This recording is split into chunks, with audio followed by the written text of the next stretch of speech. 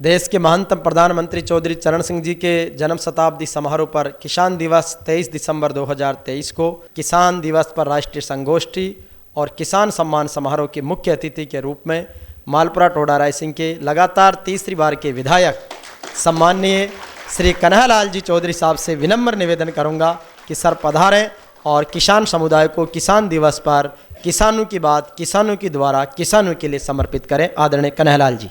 किसानों के मसीहा भारत के पूर्व प्रधानमंत्री स्वर्गीय चरण सिंह जी की आज जयंती पे 2001 से जब से हम किसान दिवस के रूप में मनाते आ रहे हैं, आज उसी दिन को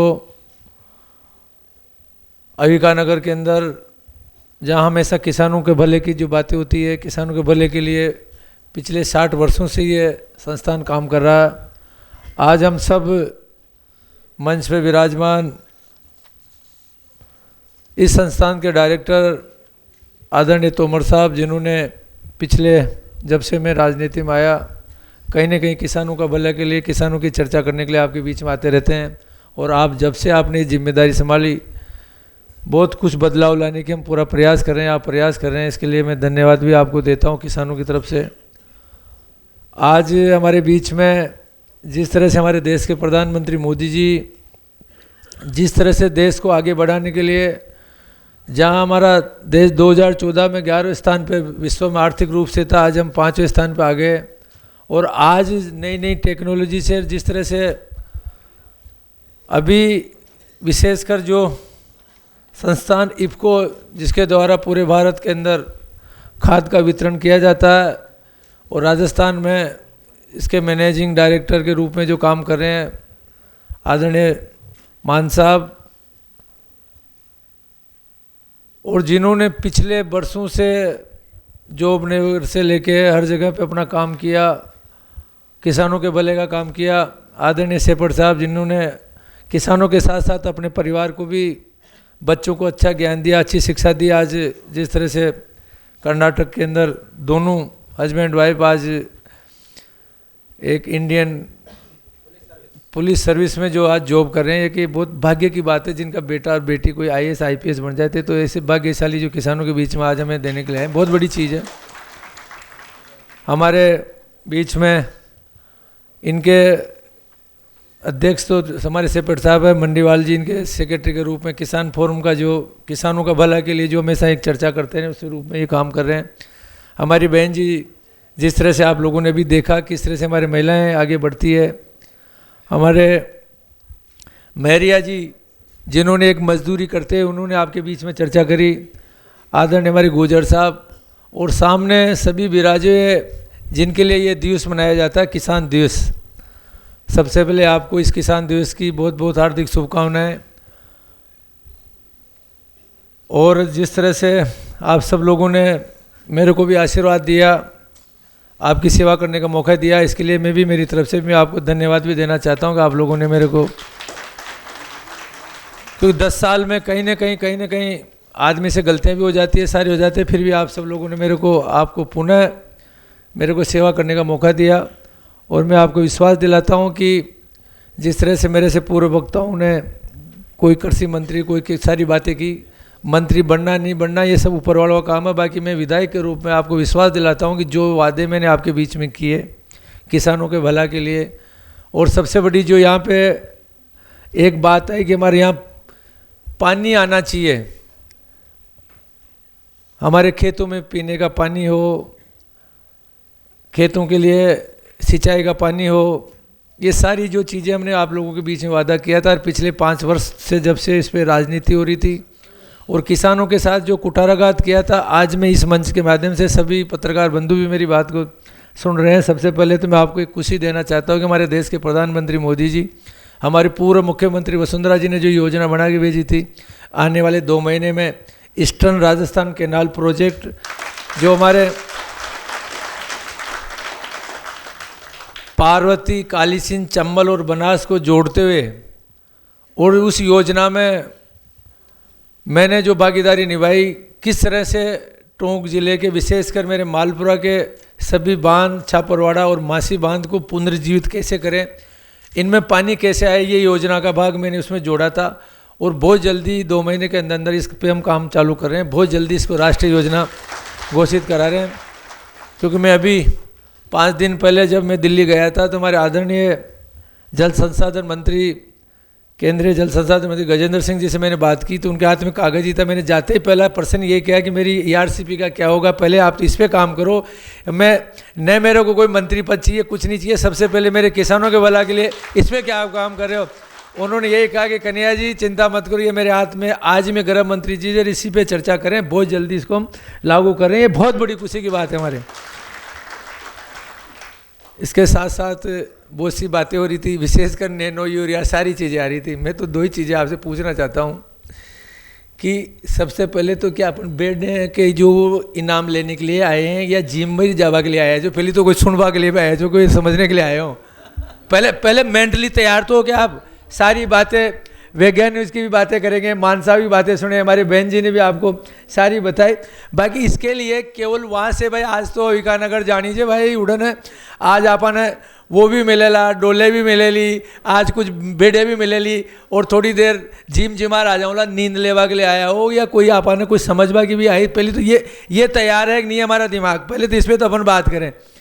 वैज्ञानिक कुछ भी, क्योंकि बरसों से देखते आ रहे हैं, और ये पूरी टीम ही नहीं, मैं मंत्री भी बन जाऊँ, कृषि मंत्री भी बन जाऊँ, तो भी जब तक आप तैयार नहीं होगे, आप इस पर काम नहीं करोगे, जब तक कोई आपका भला नहीं कर सकते। कि सबसे पहले हमें खुद को, क्योंकि जब तक खुद नहीं मरता, जब तक स्वर्ग नहीं जीता, जब तक आप इसके लिए तैयार नहीं हो, जब तक आपका भला कोई नहीं कर सकता।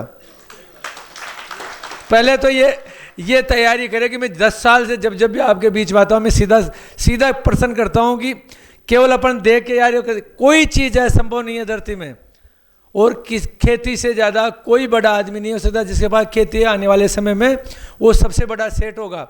एग्रीकल्चर जिसके पास खेती है वो सबसे बड़ा सेठ होगा। चाहिए कि हम उसको कैसे करें। आज हमारी माताएं जो बहनें बेटी है सारी चीज़ करें, तो ये हमें बहुत कुछ कितना भी दे दो। मैंने अच्छी चीज़ है, आज ये भेड़ पालन के लिए अपन जाते हैं कि मैंने ये देखा है कि जिसके पास भेड़ पालन है वो अगर ईमानदारी से, महाजन बुद्धि से, बढ़िया बुद्धि से अगर काम करे तो उससे बड़ा कोई सेठ हो ही नहीं सकता। उससे ज़्यादा कैश वाली कोई चीज़ नहीं है। फिर भी अगर हम गांव में जाके देखें तो सबसे ज़्यादा अगर आर्थिक स्थिति से रूप से कमज़ोर हो तो हमारा भेड़ पालक सबसे ज़्यादा कमज़ोर क्यों है, जबकि वो तो उसके पास तो इतनी ज़्यादा इनकम का सोर्स किसी के पास नहीं है। खेती वाला तो पानी की वजह से प्रॉब्लम है, शीत लहर आ गई, ओलावृष्टि होगी, या कहीं ना कहीं कोई प्रॉब्लम हो रही है पानी। बाकी वो जो भेड़ पालन के उसके तो ज़्यादा से ज़्यादा बहुत कम चांस है। जिस तरह से ये पूरी टीम बैठी है तो वो रोगों को मिटाने के लिए भी 24 घंटे आपके पास तैयार है। और जिस तरह से पिछले 10 साल के अंदर हर ग्राम पंचायत में हमने पशुधन सहायक जो लगाया है वो आपके 24 घंटे सेवा के लिए तैयार है, तो वो बीमारी का तो बहुत कम चांस है। ये जरूर है कि पिछले 5 साल में आपको पशुपालन के लिए जो केंद्र से दवाएँ आती थी वो भी नहीं मिलती थी। भाई उससे तो आप निश्चित हो जाओ। बाकी जब तक हम महाजन नहीं बनेंगे, जब तक हम समझेंगे नहीं, महाजन का मतलब है हमारे जीवन के अंदर जो किस तरह से पैसे का मैनेजमेंट करना है, किस तरह से हमें काम करना है, किस तरह से हमें लक्ष्य लेके चलना है, तब तक हमारा भला कोई नहीं सकता। तो ये चीज़ें अब आपको समझनी पड़ेगी। किस तरह से मेहरिया जी ने ये इतने हुई।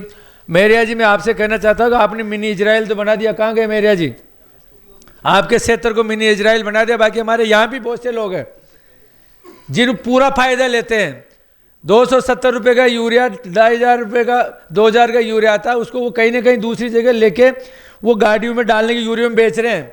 वो पोलियो हाउस भी लगा रखे हैं। बाकी जब तक हमारे अंदर ये नहीं आ जाए कि यार मैं दूसरे को सीख जाएगा तो उसका भला हो जाएगा, पहले तो ये सोच हम निकालेंगे तब जाके हमारा ये मिनी इजराइल होगा। हमारी सोच ही गंदी है। यहाँ पे बहुत से लोग हैं यहाँ पे जिन्होंने बरसों से बेनिफिट ले रहे हैं। बाकी मम्मी हमारा पेटी पर दूसरा किसान समझ जाएगा तो हमारे बराबर आ जाएगा। ये सोच नहीं बदलेंगे जब तक आपका भला कोई नहीं आ सकता। अभी एक हमारा किसान कह रहा था कि साहब हम छिड़काव कैसे करें। मैं ये मंच पे बोल रहा हूँ, कन्हैयालाल चौधरी बोल रहा है। मैं 91 के अंदर इंजीनियरिंग करके आया था, 91 में इंजीनियरिंग करके आया था और मेरे के अंदर काम करने का जज्बा था। और मैं दूसरी तीसरी क्लास में कपड़े की दुकान पे बैठता था और 5वीं क्लास में मेरा पोस्ट ऑफिस में मेरा अकाउंट खोल दिया था। और मैं अकेला लड़का था, लाड लो छोरो जो भी आता 2 रुपया 50 पैसा 1 रुपया 5 रुपया दे जाओ था, उन्होंने पोस्ट ऑफिस में जमा करा देता था मैं। और जब मैं इंजीनियरिंग करके आया तो मैं जब हमारे यहाँ 80 पाइप स्टार्टिंग में चालू हुए थे और 30 बीघा ज़मीन थी जिसमें सरसों में मोइला लग गया था, तब हाथ से 5000 लीटर का टैंक को मेरे को कोई काम करने के नहीं कहता था। मैं, मेरे फादर ने मेरे को सब कुछ राजा जैसे रखा था। बाकी उस ज़माने के अंदर मैं इंजीनियरिंग में, उस ज़माने में इकरार में 5 लाख रुपए महाराष्ट्र से या नंबर नहीं, महाराष्ट्र से इंजीनियरिंग करके आया था मैं। मेरे कोई सक्षम था, बाकी काम करने की इच्छा थी मेरी। मैं और मेरा जो कोऑपरेटिव बैंक का चेयरमैन, मेरा छोटा भाई बद्री, मामा जी का लड़का, दोनों ने मिलके 5000 लीटर टैंकर को हाथ से हिला के स्प्रे करके उसको मोइले को ख़त्म कर दिया हमने। काम करने की इच्छा शक्ति होनी चाहिए। अब वो कह रहे हैं कि हम कैसे करें, भाई उनको वो चिंता नहीं है हमारा 1700 रुपये देश का कैसा बचे, हमारा खेत खराब होने से कैसे बचे, उसको समय नहीं है पटेलाई करने का। जब तक वो कहाँ क्या करे, कैसे करे, पहले तो अपने आप को, जब हम नहीं सुधरेंगे जब तक कैसे सुधारेंगे। मोदी जी अकेला कहाँ तुम्हें सुधारेगा भाई, तो पहले अब तो सुधरो। इच्छा शक्ति नहीं है किसी की, कोई आपका भला नहीं कर सकता। मैं तो मन से कह रहा हूँ, कोई जब तक आप अपने आप को, हमारे पीढ़ियों के लिए, देश के बारे में नहीं सोचोगे, जब तक आपका भला कोई नहीं करता। कर्मचारी आते हैं, सारे आते हैं, बीन मरो चाहे बीन नहीं, नाई को टकत यार पैसे लेके चले जाए। भाई अब नहीं होगा। मैंने अभी डिग्गी ने कह दिया कि अब हर ग्राम सेवक को, क्योंकि ये तो केंद्र के इनकी तोमर साहब पूरी टीम कर रही है, बाकी जो भी एग्रीकल्चर का हो, चाहे मंत्री बने नहीं बने, एमएलए के रूप में आपको वचन देता हूँ, पटवारी ग्राम सेवक आपके घर पे आकर ट्रेनिंग देगा, आपको घर पे आके आपको ट्रेनिंग देगा। बाकी ट्रेनिंग लेने वाले तो आप तैयार तो रहो, उसकी कोई तकलीफ हो तो मांगो तो सही। मैं बार बार कहता हूँ कि आप ये सरकार की इतनी योजना है, ये योजना है, उसका फायदा लेने के लिए तो आप भी तो आगे आओ, आप भी तो बढ़ो। क्यों जनप्रतिनिधि चुनते हैं? बाकी दुर्भाग्य देश का कि ये जातिवाद में देश बढ़ता जा रहा है। ये नहीं पूछता, सवाल नहीं पूछता कि भैया तेरे को जनप्रतिनिधि चुना, तूने हमारे लिए क्या क्या किया, यार क्या करेगा, वोट क्यों दे रहे तेरे को, लो नहीं लोगों तो आपको जनता, हम जैसे नेता आएंगे और आपको बना बनोगे, वोट लेके मजा लेके चले जाएंगे। ये जनता नहीं जागेगी जब तक, क्योंकि मालिक तो आप हो, जनता हो।